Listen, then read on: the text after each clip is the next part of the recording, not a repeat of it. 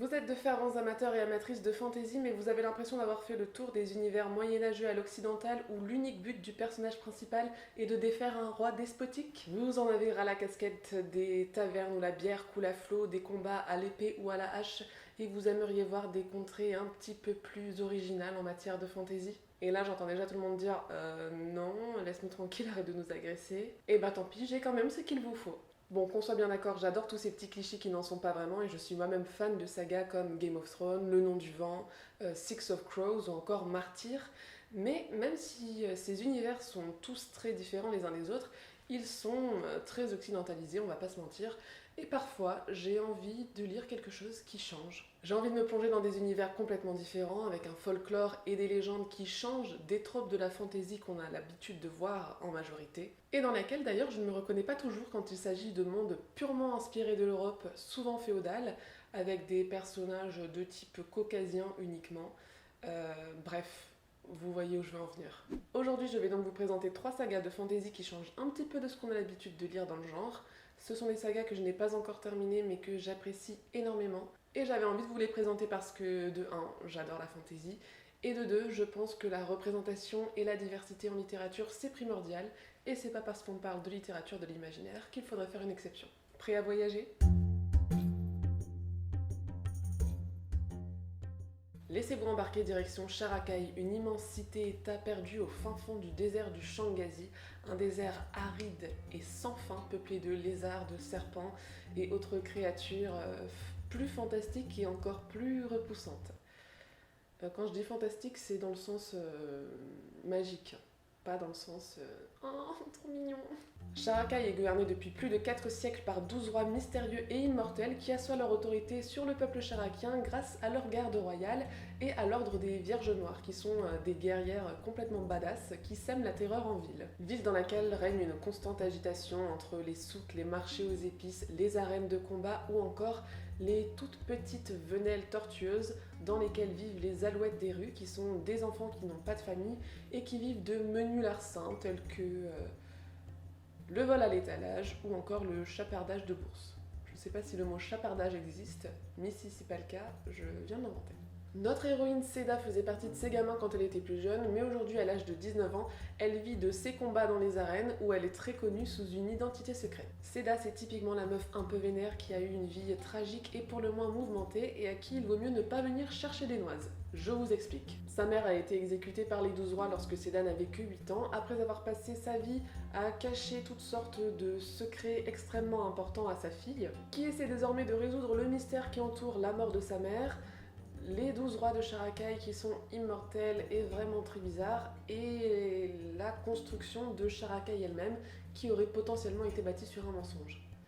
J'espère que tout ce que je viens de dire est compréhensible parce que c'est une histoire un petit peu compliquée à raconter. Bref, autant vous dire que la nana est bien décidée à venger la mort de sa mère et à buter les 12 rois dès qu'elle en aura l'occasion.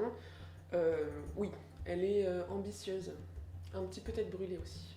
Voilà pour la trame principale, à laquelle vont venir s'ajouter d'autres trames parallèles tout en lien avec les autres, des personnages secondaires qui apportent de la richesse et de la profondeur au récit, et aussi beaucoup de mystères et beaucoup de questions, sans réponse pour la plupart, tant pour Seda que pour le lecteur d'ailleurs. Et c'est ce que je pourrais reprocher à ce bouquin, même s'il m'a beaucoup plu, il fait quand même 575 pages, et il faut vraiment s'accrocher pour avoir les réponses à nos questions.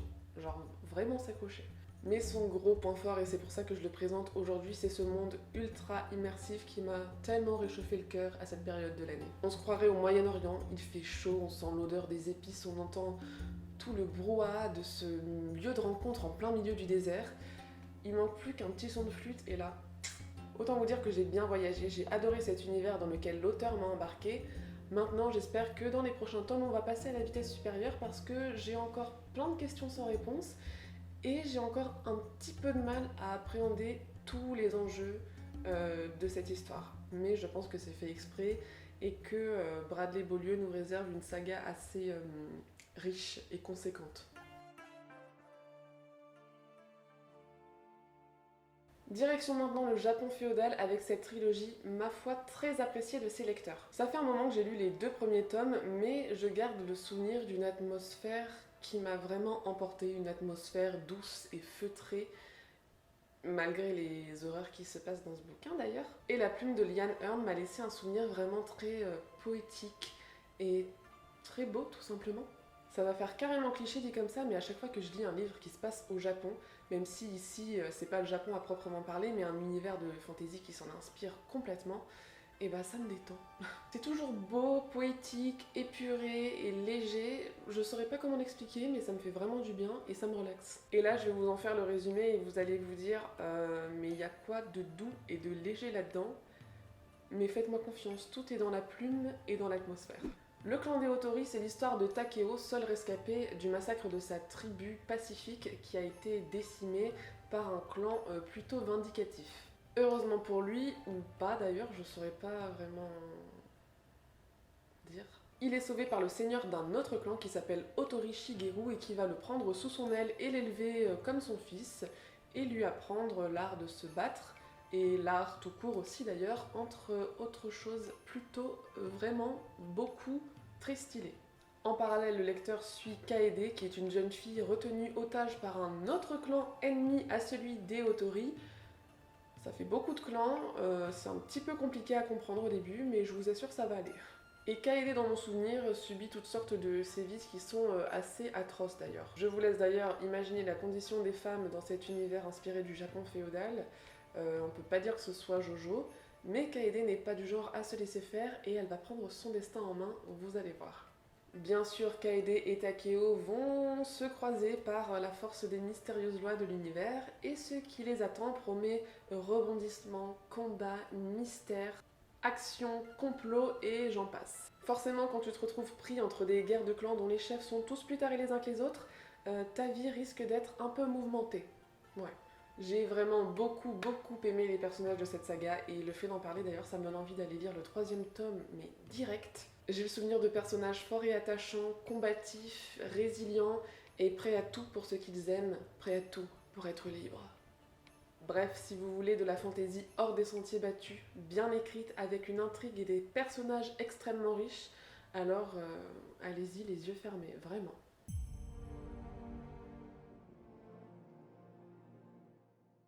Maintenant, laissez-moi vous présenter, si vous ne la connaissez pas déjà, cette trilogie qui est pour moi impossible à classifier, à catégoriser, la 5e saison de N.K. Jemisin.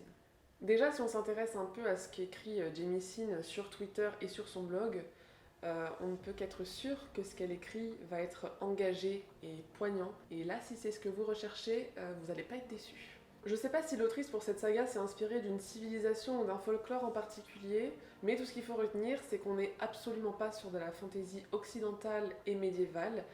Et d'ailleurs, je sais même pas si on peut classifier cette œuvre dans le genre fantasy.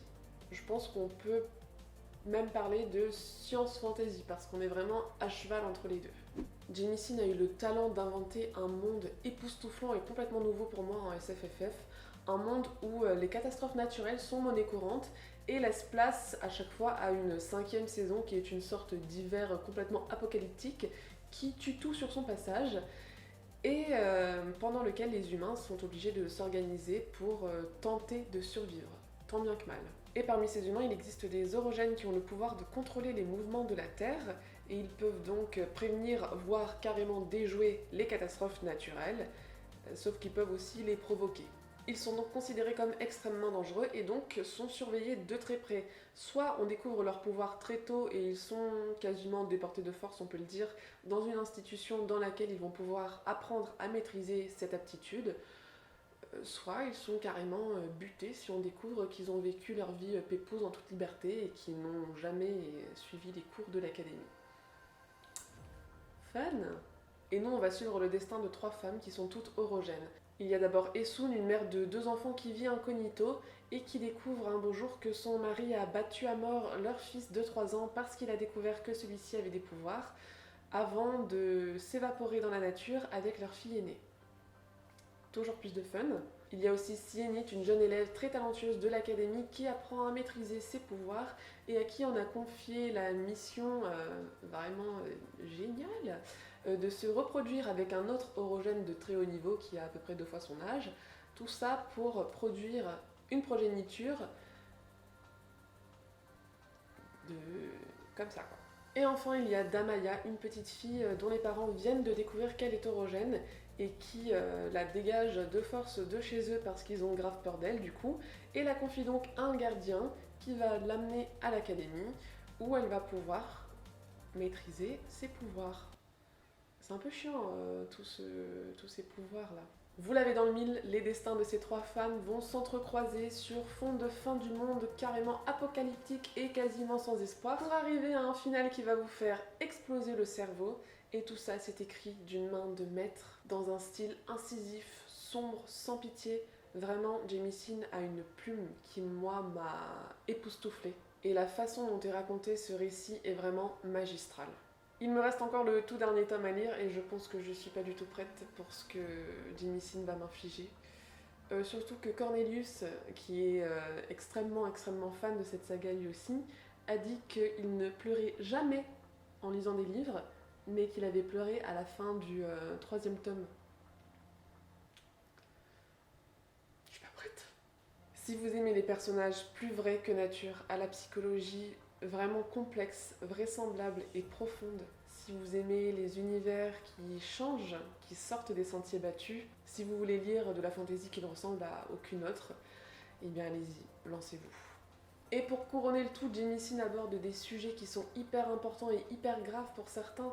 L'esclavage, la liberté, la lutte des classes, les discriminations, l'infanticide. Dans ce bouquin, vous trouverez aussi diverses représentations d'orientation sexuelle, des personnages pour la plupart noirs ou métis. En tout cas, un monde dans lequel être blanc n'est ni la norme, ni forcément un privilège, et ça fait du bien. Bref, c'est intelligent, c'est génial, c'est écrit magnifiquement bien. Il faut lire cette saga. Voilà, c'est tout pour cette vidéo. N'hésitez pas à me dire si vous avez déjà lu certaines de ces œuvres ou si vous avez envie de les découvrir. Quant à moi, je suis contente d'être revenue parmi le monde des vivants, j'ai envie de dire. Comme vous pouvez le constater, on n'est plus dans le même décor. J'ai déménagé, c'est pour ça que ma vie est un bordel sans nom depuis plusieurs semaines. Désolée pour le décor un peu merdique d'ailleurs, mais j'allais pas sortir mes livres des cartons, là, j'ai pas le courage. Je pense que je suis de retour pour de bon. J'ai pas mal d'idées de vidéos en tête, j'ai vraiment envie de créer plein de contenu et j'espère que je pourrai. En tout cas, j'espère que cette vidéo vous aura plu et d'ici à la prochaine, portez-vous bien et moi je vous dis à très bientôt, le plus bientôt possible, j'espère. En tout cas, je ne sais toujours pas parler. Bye.